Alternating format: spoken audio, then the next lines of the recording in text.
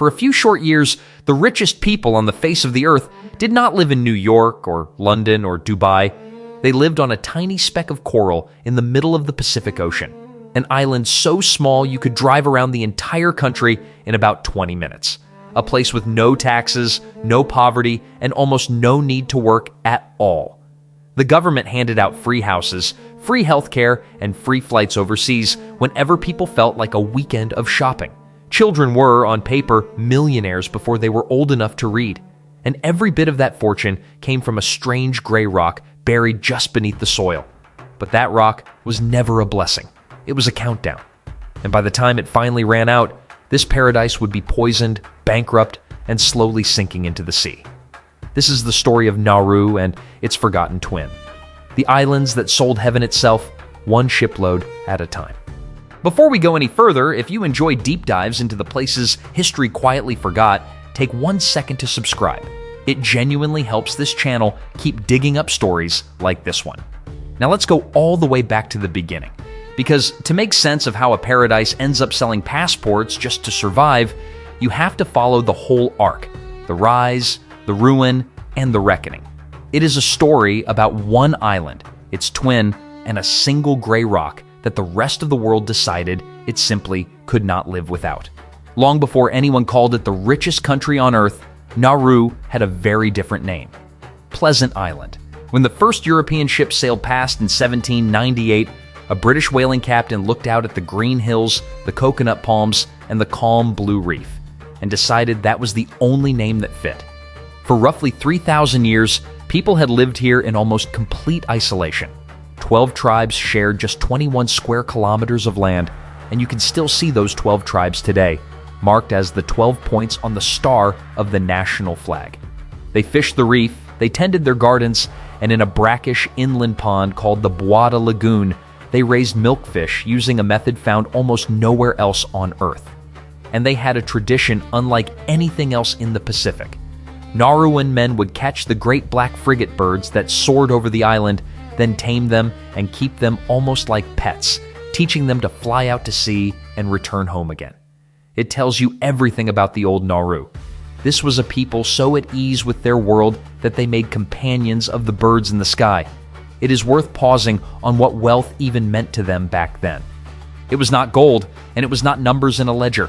Wealth was a full canoe, a strong family, and a reef that gave up enough to share. For 3,000 years, that had been more than enough. And 400 kilometers away sat a second tiny island called Banaba, known to the outside world as Ocean Island.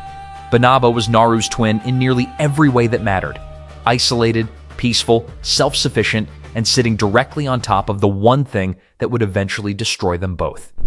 Geographically, Nauru is almost absurdly small and remote. A single oval of raised coral, just 21 square kilometers, ringed by a reef that drops away into water 4 kilometers deep.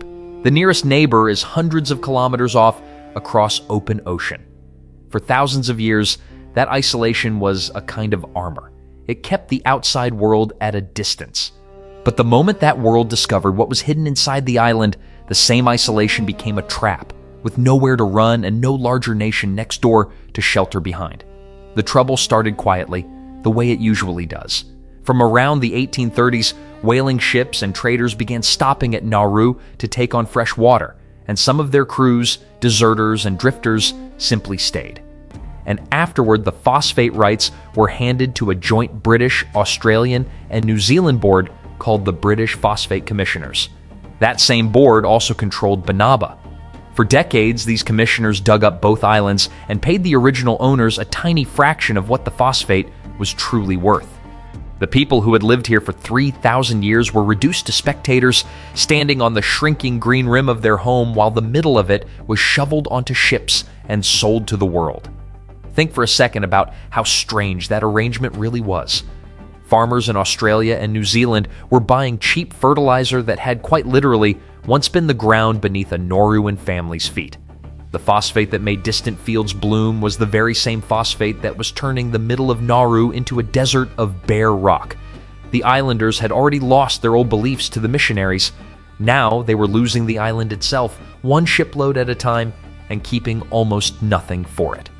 But the darkest chapter these islands would ever face was still ahead of them, and it arrived with the Second World War. In 1942, Japanese forces swept across the Pacific and occupied both Nauru and Banaba. What followed was not merely an occupation, it came terribly close to the deliberate destruction of two entire peoples. In 1943, the Japanese deported around 1,200 Nauruans, roughly 1 in every 3 people on the island, to a distant naval base at Chuuk, more than 1,000 kilometers away. There, they were forced to dig fortifications and grow food for soldiers who barely fed them in return. When American bombers cut the supply lines, the islanders began to starve alongside their captors. Of the 1,200 who were taken, only about 750 would ever come home. The rest died in exile, and it very nearly became far worse. In the final weeks of the war, the commander left in charge of Nauru ordered a large pit to be dug and prepared to execute every remaining islander on the accusation that they were spies.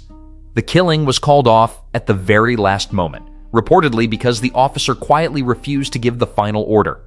On Banaba, there was no such mercy. On the 20th of August, 1945, days after Japan had already agreed to surrender, a naval garrison lined up somewhere between 150 and 200 laborers and shot them where they stood, and the survivors of Banaba were never allowed to go home.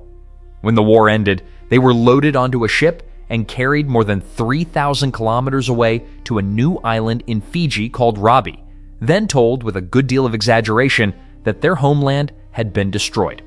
More than 3/4 of a century later, their descendants are still there, still in exile, still waiting. It is worth staying with Banaba for a moment because its story is the quieter tragedy of the two. While Nauru would at least go on to taste unimaginable wealth, Banaba got almost none of it. Its people were dug out of their island and then physically removed from it, resettled thousands of kilometers away from the graves of their ancestors. Their home was mined into the same barren moonscape as Nauru, but they were not even there to watch it happen. To this day, many Banabans call Rabi their address, but Banaba their true home, a home most of them have never once set foot on. Every so often, a small group of Banabans still makes the long journey back across the ocean to see the island of their grandparents. What they find is not a homeland, but a ruin, a hollowed-out rock ringed by the rusting bones of abandoned mining machinery. They hold their ceremonies they remember, and then they leave again.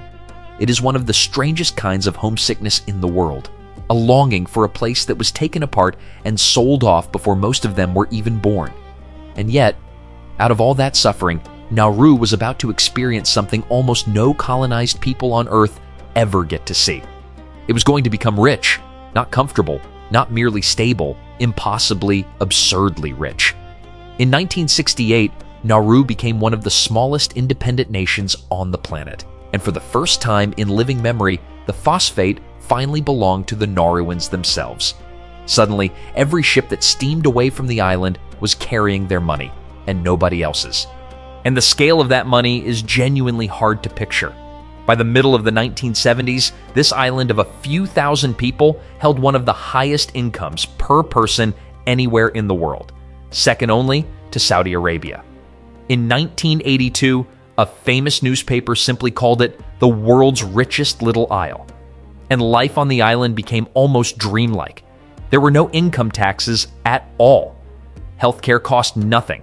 Education was free, and the brightest students were flown overseas to study on the government's money. Hardly anyone truly needed a job because the phosphate paid for absolutely everything, so foreign workers were shipped in to handle most of the actual labor, including the mining itself. Nauruans bought fleets of expensive cars and motorbikes for an island with only one real road, a loop you could drive in under half an hour. Stories spread of luxury vehicles left to rust after a single breakdown, simply replaced rather than repaired. People flew to Australia for the weekend just to go shopping. The national airline became famous for changing its schedule on a whim, once reportedly delaying a flight because a government minister wanted a row of seats left empty. The government even bought a gleaming skyscraper in the heart of Melbourne, called Nauru House, once the tallest tower in the city. On paper, this little nation had built up a fortune worth well over $1 billion, which came out to something like $500,000 for every single citizen. Heaven had been converted into cash, and for one brief, glittering moment, it looked like the greatest trade anyone had ever made. For ordinary Nauruans, it must have felt like the whole world had flipped upside down inside a single lifetime. Their grandparents had survived a war and near starvation in a foreign prison camp. Their parents had watched their island get carved apart by strangers for next to nothing. And now, here they were, among the wealthiest people alive, wanting for nothing, with the entire future seemingly paid for in advance. Who could really blame them for believing it would last forever? But here's the problem with selling your own island. Every single shipment brought in money today and pulled the ending one day closer. The leaders knew this perfectly well, so they created a national trust fund meant to keep the country wealthy long after the last rock was gone. It was a genuinely wise idea, and it was undone by a run of choices so strange they are almost hard to believe. The trust poured money into failed property deals in Australia, Hawaii, and Britain. It handed millions to bizarre ventures, including around $4 million sunk into a London stage musical about the love life of Leonardo da Vinci, a show that closed within weeks after some of the worst reviews imaginable. The trust took on an enormous loan it could not repay, and when it defaulted, the lender simply seized the country's overseas buildings. The National Bank collapsed under its bad debts. The airline's only aircraft was repossessed, briefly cutting the entire island off from the outside world. Billions of dollars earned by digging up a whole country evaporated inside a single generation. Somewhere in the middle of all this, Nauru did try to fight back against its own history. In 1989, the tiny country took Australia to the International Court of Justice, arguing that the colonial powers had wrecked the island across all those decades of mining and then left it to deal with the ruin alone. The case was settled a few years later in 1993, with Australia agreeing to pay compensation. The Banabans had tried something similar years before, carrying their own fight over the destruction of their island all the way to a courtroom in London. These were rare moments of something like justice, but money could not put the soil back, and it could not undo what was already coming. Because by the early 2000s, the phosphate was essentially finished, and the fortune had gone with it. All that was left behind was the damage. Around 4/5 of Nauru had been strip-mined into a wasteland of jagged coral spikes, ground where nothing will grow and no one can live. The locals had a name for it: topside. The ruined plateau in the center of the island lifted above a thin coastal strip they called bottomside. And bottomside, that narrow ring of coast, was the only habitable land left for the entire population. With no soil to farm and no fish ponds left to tend, nearly all food now had to be imported, and most of it arrived cheap, canned, and heavily processed. The people who had once fed themselves from the reef and the garden now lived almost entirely at a cost tens of millions of dollars this island does not have, which is precisely why it is selling passports to strangers and even eyeing the deep seabed for a fresh round of mining. Critics warn that these golden passport schemes are ripe for abuse and that no amount of citizenship sales can hold back an ocean.